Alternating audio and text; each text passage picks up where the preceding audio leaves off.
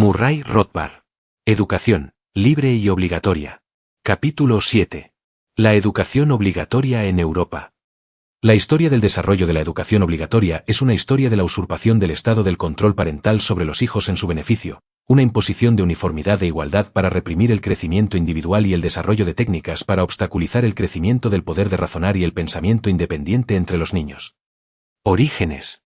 No tenemos que extendernos mucho sobre el estado de la educación en las antiguas Grecia y Roma. En Atenas, la práctica original de la educación estatal obligatoria dio paso posteriormente a un sistema voluntario.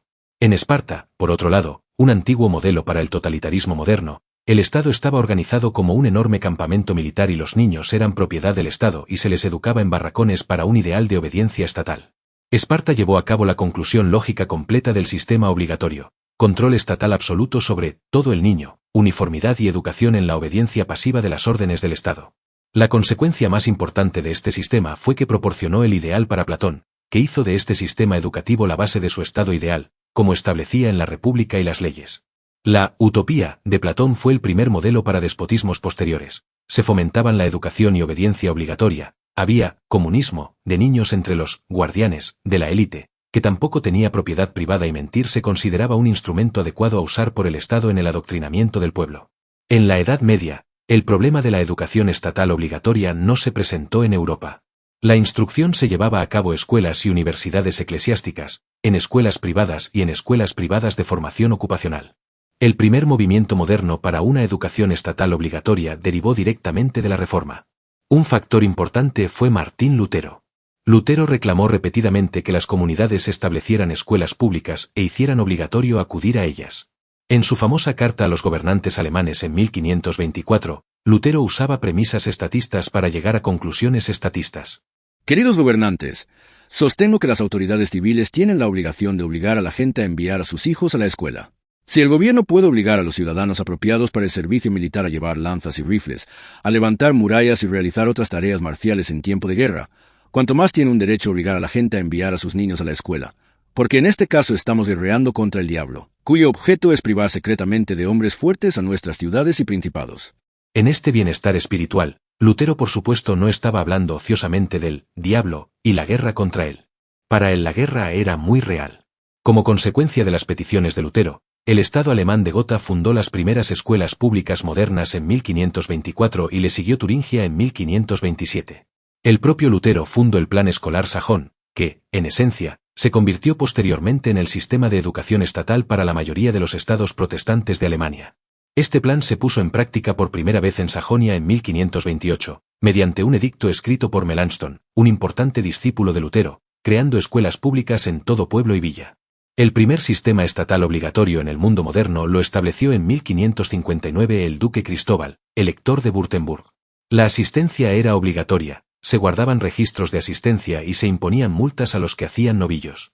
Otros estados alemanes siguieron pronto este ejemplo. ¿Cuál era el espíritu de la llamada de Lutero a una educación estatal obligatoria? Una opinión común es que reflejaba el espíritu democrático de los reformistas y el deseo de que todos leyeran la Biblia, suponiendo que querían animar a todos a interpretar la Biblia por sí mismos. La verdad es bastante distinta. Los reformistas defendían la educación obligatoria para todos como medio de inculcar a toda la población sus opiniones religiosas concretas, como una ayuda indispensable en una efectiva guerra contra el diablo y sus agentes. Para Lutero, estos agentes constituían una legión numerosa, no solo judíos, católicos e infieles, sino también todas las demás sectas protestantes. El ideal político de Lutero era un Estado absoluto guiado por principios y ministros luteranos. El principio fundamental era que la Biblia, interpretada por Lutero, era la única guía para todo. Argumentaba que la ley de Moisés condenaba a muerte a los falsos profetas y esa era la tarea del Estado, llevar a cabo la voluntad de Dios. La tarea del Estado era obligar a aquellos a quienes excomulgaba la Iglesia luterana a que volvieran de nuevo al redil. No había salvación fuera de la Iglesia luterana y no solo era tarea del Estado obligar a todos a ser luteranos, sino que es su único objeto. Como decía de Lutero el gran historiador Lord Acton. La defensa de la religión se convirtió no solo en la tarea del poder civil, sino en el objeto de su institución. Su tarea era solamente la coacción de aquellos que estaban fuera de la Iglesia luterana. Lutero destacaba la teoría de la obediencia pasiva, según la cual ningún motivo o provocación puede justificar una revuelta contra el Estado. En 1530, declaraba, Es tarea de un cristiano sufrir el mal y ningún quebrantamiento de juramento de tarea podría privar al emperador de su derecho a la obediencia incondicional de sus súbditos. De esta manera, esperaba inducir a los príncipes a adoptar e imponer el luteranismo en sus dominios. Lutero era expresamente insistente en que el poder del Estado se usara con la máxima severidad contra gente que rechazara convertirse al luteranismo. Pedía que todos los delitos se castigaran con la mayor crueldad. El objetivo principal de su severidad iba a ser, por supuesto, contra el peor crimen, el rechazo a adoptar el luteranismo. El Estado debía exterminar el error y no podía tolerar herejías ni herejes, pues ningún príncipe secular puede permitir que sus súbditos se dividan por la predicación de doctrinas distintas. En resumen, no se discute con los herejes, sino que se les condena sin oírlos, aunque perezcan en la hoguera. Ese era el objetivo de la fuerza inicial detrás del primer sistema de escuela estatal en el mundo occidental y ese era el espíritu que animaba el sistema. Un déspota no menos radical fue Melanchthon, el principal ayudante de Lutero en la pretensión de escuelas estatales obligatorias en Alemania.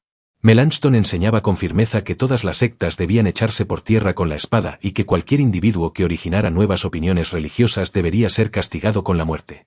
Este castigo debía imponerse contra cualquier diferencia, por ligera que fuera, en las enseñanzas protestantes.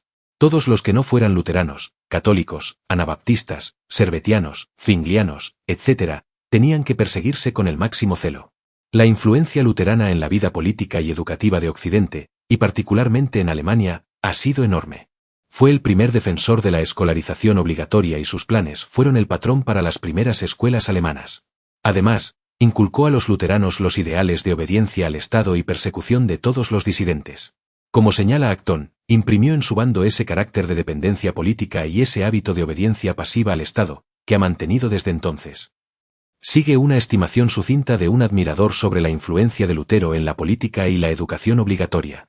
El valor permanente y positivo del pronunciamiento de Lutero de 1524 reside no tanto en sus efectos directos como en las sagradas asociaciones que estableció para la Alemania protestante entre la religión nacional y las tareas educativas del individuo y el Estado.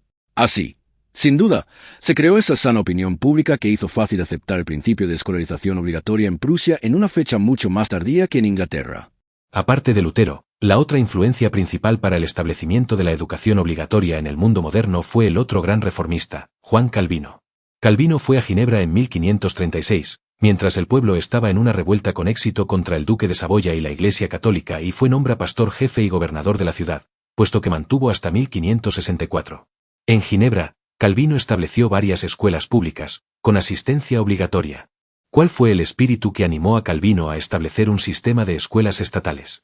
El espíritu era la inculcación del mensaje del calvinismo y la obediencia al despotismo teocrático que había establecido, combinando en el mismo el dictador político y el maestro religioso. Para Calvino, nada importaba, ninguna libertad o derecho eran importantes, excepto su doctrina y su supremacía.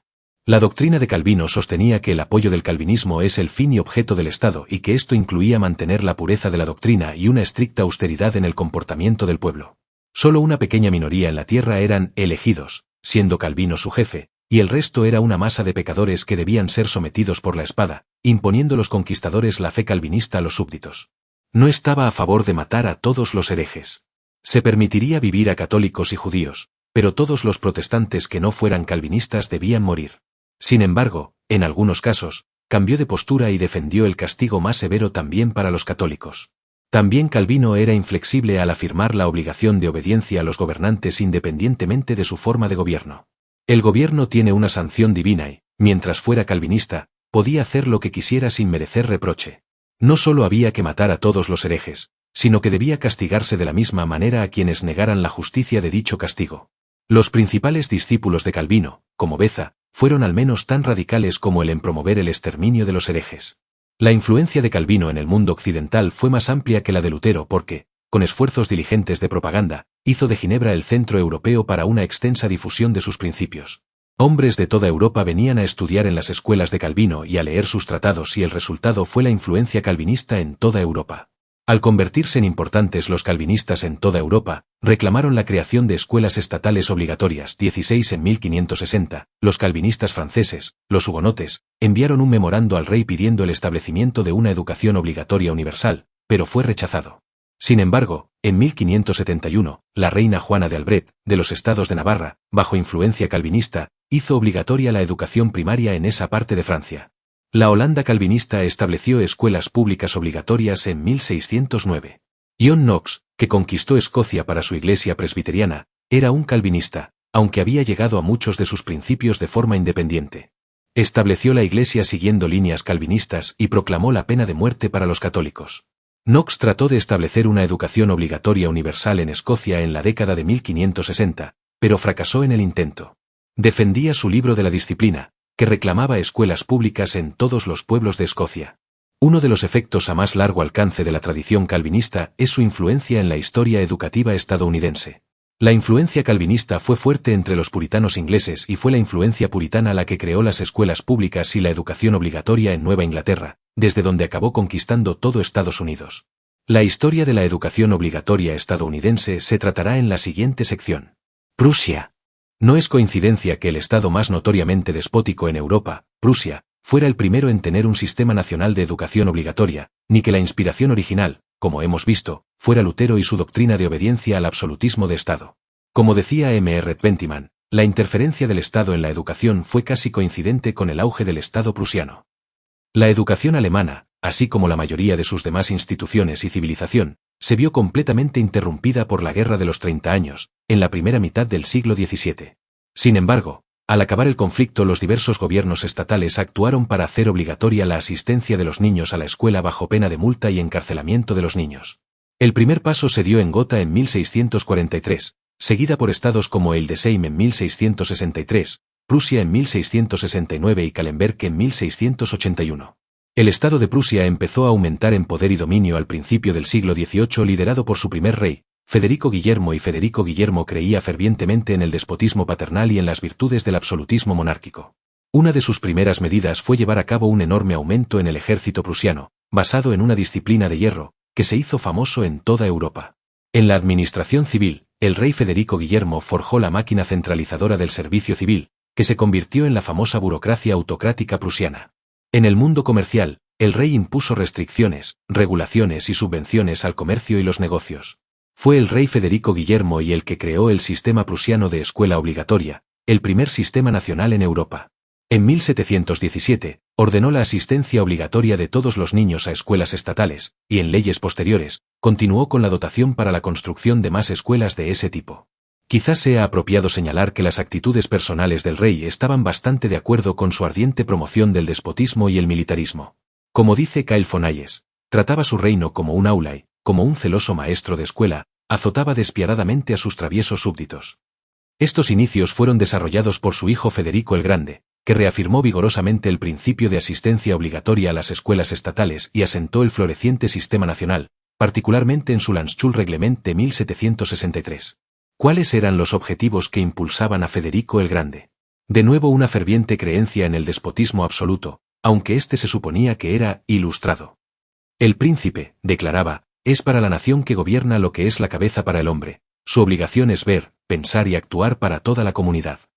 Estaba particularmente orgulloso del ejército, gastaba generosamente fondos públicos en él e inculcaba especialmente el ejercicio constante y la más estricta disciplina. El despotismo prusiano moderno apareció como un resultado directo de la desastrosa derrota infligida por Napoleón. En 1807, la nación prusiana empezó a reorganizarse y a prestarse para futuras victorias. Bajo el rey Federico Guillermo III se fortaleció enormemente el Estado absoluto. Su famoso ministro, von Stein, empezó aboliendo las escuelas privadas semirreligiosas y poniendo toda la educación directamente bajo el Ministerio del Interior. En 1810, el ministro decretó la necesidad de un examen de estado y certificación de todos los maestros. En 1812, se recuperó el examen de graduación escolar como requisito necesario para la salida del niño de la escuela estatal y se estableció un complejo sistema de burócratas para supervisar las escuelas en ciudades y pueblos. También resulta interesante que fuera este sistema reorganizado el que empezara primero a promover la nueva filosofía educativa de Pestalozzi, que fue uno de los primeros defensores de la educación progresista. De la mano del sistema de escuela obligatoria llegó un resurgimiento y una gran expansión del ejército, y en particular de la institución del servicio militar universal obligatorio. Federico Guillermo III continuó la reorganización después de las guerras y fortaleció el sistema de escuela estatal obligatoria en 1834 al hacerla necesaria para los jóvenes que entraban en las profesiones cualificadas, así como para todos los candidatos para el servicio civil y para todos los estudiantes universitarios la obligación de aprobar los exámenes de graduación del bachillerato.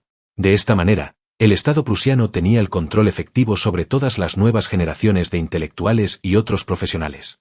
Veremos luego con detalle que este despótico sistema prusiano creó un modelo inspirador para los principales educacionistas profesionales en Estados Unidos, que dirigieron los sistemas escolares públicos aquí y fueron en buena parte responsables de su extensión. Por ejemplo, Calvin Stowe, uno de los más prominentes educadores estadounidenses de su tiempo, escribió un informe sobre el sistema prusiano y lo alababa como digno de imitación. Aquí 18 Stowe alababa a Prusia. Aunque estaba bajo la monarquía absoluta de Federico Guillermo III, era el país mejor educado del mundo. No solo había escuelas públicas en el grado elemental y superior, para estudiantes preuniversitarios y prenegocios, sino asimismo 1.700 seminarios de maestros para la formación de futuros maestros estatales. Además, había leyes estrictas que obligaban a los padres a enviar a sus hijos a las escuelas. Los niños tenían que asistir a las escuelas entre las edades de 7 y 14 años y no se permitía ninguna excusa, salvo incapacidad física o idiocia absoluta. Se advertía a los padres de quienes hacían pellas y finalmente se les castigaba con multas o con discapacitaciones civiles. Como último recurso, se arrebataba el niño a sus padres y se le educaba y criaba por medio de las autoridades locales. La instrucción religiosa se daba en las escuelas de acuerdo con la religión de la localidad, pero los niños no estaban obligados a asistir a esta. Sin embargo, era obligatorio que recibieran instrucción religiosa en casa o en la iglesia en ese caso. Además, el ministro de Educación tenía que ser protestante. Empezaron a permitirse escuelas privadas, pero estaban obligadas a tener los mismos estándares de instrucción que las estatales y mediante este requisito y el examen de graduación el Estado fue capaz de imponer su control en todas las escuelas del país. Stowe creía que eran admirables los métodos prusianos de garantizar universalidad y uniformidad de asistencia. Otro principio que admiraba era que el Estado prusiano imponía así la uniformidad en el lenguaje. Stowe afirmaba que los padres no tenían derecho a privar a sus hijos de la influencia unificadora del idioma nacional, privándoles así del poder de hacer todo el servicio al Estado que son capaces de proporcionar. El sistema de educación estatal obligatoria se ha usado como un arma terrible en manos de gobiernos para imponer ciertos idiomas y destruir los de diversos grupos nacionales y lingüísticos dentro de sus fronteras. Fue un problema concreto en Europa Central y Oriental. El Estado gobernante impone su lengua y cultura oficial sobre pueblos sometidos con lenguas y culturas propias y el resultado ha sido una incalculable amargura. Si la educación fuera voluntaria, este problema no habría aparecido. La importancia de este aspecto de la educación obligatoria ha sido destacada por el economista Ludwig von Mises. La principal herramienta de la desnacionalización y asimilación obligatoria es la educación.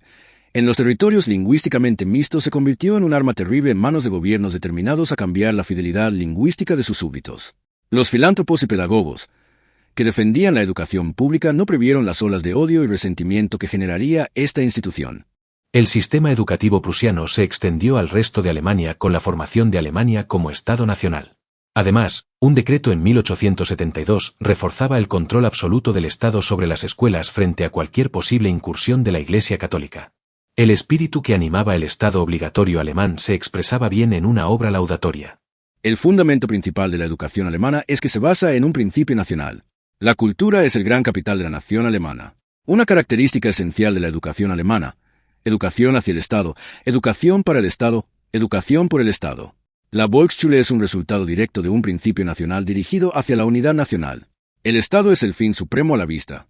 Otra indicación del curso que se dio al más temprano y eminente de los sistemas escolares obligatorios, Prusia y Alemania, se revela en un libro de ensayos de importantes catedráticos alemanes, estableciendo la postura oficial alemana en la Primera Guerra Mundial. 21 En esta obra, Ernst Troeltsch caracterizaba a Alemania como una nación esencialmente militarista, con gran devoción por el ejército y la monarquía. Respecto de la educación. La organización de la escuela es paralela a la del ejército. La escuela pública se corresponde con el ejército popular. Este último, como el primero, se creó durante el primer gran impulso al futuro Estado alemán en oposición a Napoleón. Cuando Fichte consideraba las formas y medios de resucitar el Estado alemán, mientras el país gemía bajo el yugo de Napoleón, aconsejaba la inyección de cultura alemana en la masa del pueblo, mediante la creación de escuelas primarias nacionales siguiendo las indicaciones de Pestalozzi. El programa fue en realidad adoptado por los distintos estados alemanes y desarrollado durante el último siglo en un sistema escolar comprensivo. Este se ha convertido en el factor formativo real del espíritu alemán. Hay en este sistema escolar un elemento democrático y de Estado socialista como el que pretendía Fichte.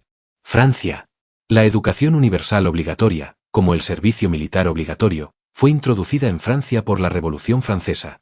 La Constitución Revolucionaria de 1791 decretaba instrucción primaria obligatoria para todos. El gobierno no pudo hacer mucho por poner en práctica estos principios al principio, pero hizo lo que pudo. En 1793, la Convención prescribió que el idioma francés era el único idioma en la República, una e indivisible. Se hizo poco hasta la llegada de Napoleón, que estableció una educación estatal comprensiva. Todas las escuelas, ya fueran públicas o nominalmente privadas, estaban sometidas al control estricto del gobierno nacional. Dominando todo el sistema estaba la Universidad de Francia, que se creó para asegurar la uniformidad y control de todo el sistema educativo francés. Sus principales cargos eran nombrados por Napoleón y nadie podía abrir una nueva escuela o enseñar en público si no estaba autorizado por la universidad oficial. Así, en esta ley de 1806, Napoleón actuó para asegurar un monopolio de la enseñanza para el Estado. El personal docente de las escuelas públicas iba a canalizarse a través de una escuela normal dirigida por el Estado. Todas estas escuelas estaban dirigidas a tomar como base de sus enseñanzas los principios de lealtad al jefe del Estado y la obediencia a los estatutos de la universidad. Debido a la falta de fondos, el sistema de escuelas públicas no pudo imponerse por tanto a todos. Al final de la era napoleónica, poco menos de la mitad de los franceses asistía a escuelas públicas, el resto principalmente a escuelas católicas. Sin embargo, las escuelas privadas estaban ahora bajo la regulación del Estado y estaban obligadas a enseñar patriotismo a favor de los gobernantes. Con la Restauración, el sistema napoleónico fue desmantelado en buena parte y la educación en Francia se convirtió en un asunto predominantemente católico.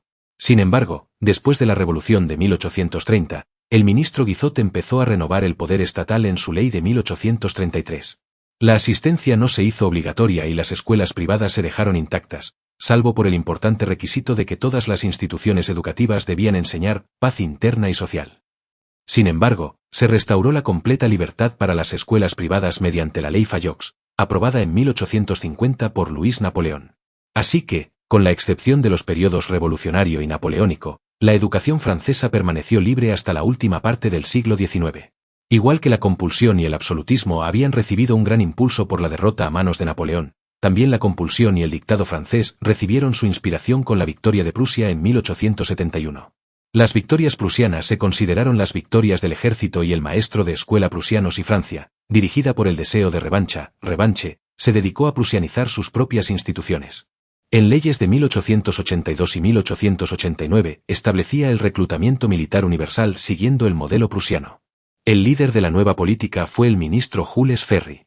Ferry era el principal defensor de una nueva política de imperialismo agresivo y conquistas coloniales. Las agresiones se llevaron a cabo en el norte de África, la Baja África e Indochina. Las demandas de educación obligatoria derivaban del objetivo de la revancha militar. Como decía el líder político Gambetta, el maestro de escuela prusiano había ganado la última guerra y el maestro de escuela francés debía ganar la siguiente.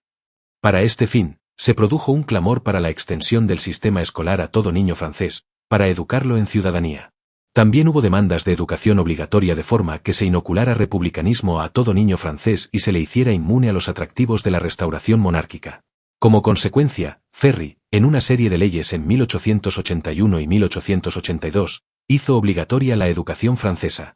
A las escuelas privadas se las dejaba nominalmente libres, pero en realidad estaban enormemente restringidas por la disolución obligatoria de la orden jesuita y su expulsión de Francia. Muchas de las escuelas privadas en Francia habían estado dirigidas por los jesuitas. Además, las leyes abolieron muchas órdenes monásticas que no habían sido autorizadas formalmente por el Estado y se prohibió a sus miembros dirigir escuelas. La asistencia a alguna escuela era obligatoria para todos los niños entre 6 y 13 años. El efecto del nuevo régimen fue dominar completamente las escuelas privadas, ya que las que no estuvieran afectadas por las leyes anticatólicas tenían que subsistir bajo el decreto de que no pueden establecerse escuelas privadas sin una licencia del ministro y pueden cerrarse mediante un simple orden ministerial. 23. Las escuelas secundarias privadas se vieron gravemente obstaculizadas por las leyes de Vallec-Rousseau y Combes de 1901 y 1904, que suprimían todas las escuelas religiosas. Secundarias privadas en Francia. Otros países. La historia de la educación obligatoria en los demás países de Europa es bastante similar, con el elemento añadido de idiomas obligatorios en la mayoría. El Imperio austrohúngaro luchó por una monarquía absoluta uniforme y centralizada, en la que el idioma sería solamente el alemán, mientras que la parte húngara del imperio trataba de magiarizar sus nacionalidades minoritarias y abolir todos los idiomas salvo el húngaro dentro de sus fronteras. España ha usado sus leyes de escuela obligatoria para suprimir el idioma catán e imponer el castellano. Suiza tiene un sistema de escolarización obligatoria incluido en su constitución. En general, todos los países de Europa han establecido educación obligatoria en 1900, con la excepción de Bélgica, que le siguió en 1920. Para Herbert Spencer, China llevó la idea de la educación obligatoria hasta su conclusión lógica. Allí el gobierno publica una lista de obras que pueden leerse, considerando la obediencia la virtud suprema, autoriza solo las que son amistosas con el despotismo. Temiendo los efectos inquietantes de la innovación, no permite que se enseñe nada, sino lo que proceda de sí mismo. Para el fin de producir ciudadanos bajo un patrón, ejerce una exigente disciplina sobre toda conducta. Hay reglas para sentarse, levantarse, andar, hablar e inclinarse, establecidas con la máxima precisión. El sistema imperial japonés de educación estatal obligatoria merece analizarse cuidadosamente, debido a las muchas similitudes que muestra con la educación progresista moderna. Como observaba Lafcadio Hearn, el objetivo nunca ha sido enseñar al individuo para la acción independiente, sino educarle para la acción cooperativa. La limitación entre nosotros empieza en la infancia y se relaja gradualmente, lo que sería mejor para el niño, ya que se desarrollan sus poderes de razonamiento y puede permitírsele más libertad y menos guía. La limitación en Extremo Oriente empieza más tarde y luego se endurece gradualmente. No solo hasta la edad escolar, sino considerablemente más allá, un niño japonés disfruta de una libertad mucho mayor de la que se permite a los niños occidentales. Al niño se le permite hacer lo que quiera. En la escuela empieza la disciplina, pero no hay castigo más allá de la admonición pública.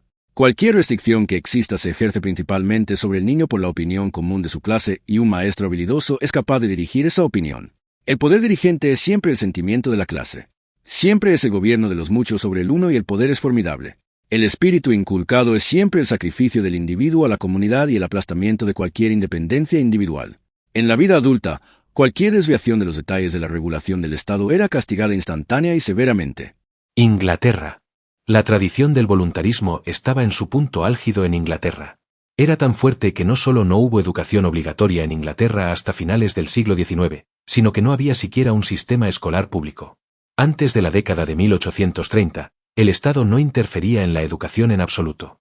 Después de 1833, el Estado empezó a hacer concesiones cada vez mayores para promover indirectamente la educación de los pobres en escuelas privadas. Esto era estrictamente filantrópico y no había ningún rastro de obligación. Finalmente, se introdujo la obligación en la educación inglesa en la famosa Ley de Educación de 1870. Esta ley permitía a los consejos de condado a hacer obligatoria la asistencia. El condado de Londres lo hizo inmediatamente para niños entre 5 y 13 años y otros pueblos grandes le siguieron. Los condados rurales, sin embargo, fueron reticentes a imponer la asistencia obligatoria. En 1876, el 50% de la población escolar estaba bajo obligación en Gran Bretaña y un 84% de los niños de las ciudades. 27. La ley de 1876 creaba consejos de asistencia escolar en aquellas zonas en que no hubiera consejos escolares y la asistencia era obligatoria en todas esas zonas remotas, excepto cuando los niños vivían a más de 2 millas de la escuela. Finalmente, la ley de 1880 obligaba a todos los consejos escolares de condados a decretar y aplicar la asistencia obligatoria. Así, en una década, la educación obligatoria había conquistado Inglaterra. El gran historiador legal A.V. Dicey analizaba esta evolución en términos inequívocos, como parte del movimiento hacia el colectivismo. Significa, en primer lugar, que A, que educa a sus hijos a su propia costa o no tiene hijos para educar, se ve obligado a pagar por la educación de los hijos de ese, que, aunque quizá tenga medios para pagarla, prefiere que el pago tenga que venir de los bolsillos de sus vecinos. Tiende, en segundo lugar, en lo que se refiere a la educación elemental, a poner a los hijos de los ricos y de los pobres, de los previsores y de los imprevisores, en algo similar a una posición igual. Apunta, en resumen, a la igualación de las ventajas. El principio colectivista obligatorio representó una especie de enfrentamiento con la tradición individualista en Inglaterra. La notable Comisión Newcastle de 1861 rechazó la idea de la educación obligatoria sobre la base del principio individualista. La crítica mordaz del plan de educación estatal obligatoria como remate de una creciente tiranía del Estado fue planteada por Herbert Spencer 29 y por el eminente historiador y jurista Sir Henry Menn 30 en años recientes. Arnold Toynbee ha apuntado como la educación estatal obligatoria perjudica el pensamiento independiente. El movimiento para la educación obligatoria en Inglaterra y Europa a finales del siglo XIX se vio impulsado por los sindicalistas, que querían una educación más popular, y las clases altas, que querían instruir a las masas en el ejercicio apropiado de sus derechos de voto. Cada grupo en la sociedad deseaba normalmente añadir al poder del Estado sus políticas particulares, esperando que prevalecieran en el uso de ese poder. El cambio de opinión en Inglaterra fue particularmente rápido en este asunto. Cuando Dicey escribía en 1905, declaraba que no podía encontrar a casi nadie que atacara la educación obligatoria. Por el contrario, cuando John Stuart Mill escribía sobre la libertad en 1859, declaraba que no podía encontrar a casi nadie que no se opusiera con vigor a la educación obligatoria. Mill, curiosamente, apoyaba la educación obligatoria, pero se oponía a la construcción de escuelas públicas, y en realidad, resultó que en Inglaterra la obligación llegó antes que las escuelas públicas en muchas zonas. Sin embargo, Mill al menos reconocía que la escolarización estatal obligatoria eliminaría la individualidad a favor de una uniformidad estatal y conduciría naturalmente a la obediencia al Estado. El argumento de Mill a favor de la educación obligatoria fue rebatido con éxito por Spencer en Social Statics. Mill había afirmado que en educación el consumidor no sabe lo que es mejor para él y que por tanto el gobierno está justificado para intervenir. Pero, como apunta Spencer, esta ha sido la excusa para casi cualquier ejercicio de la tiranía del Estado. La única prueba adecuada digna de confianza es el juicio del consumidor que realmente usa el producto. Y el juicio del Estado está condenado a estar dirigido por sus propios intereses despóticos.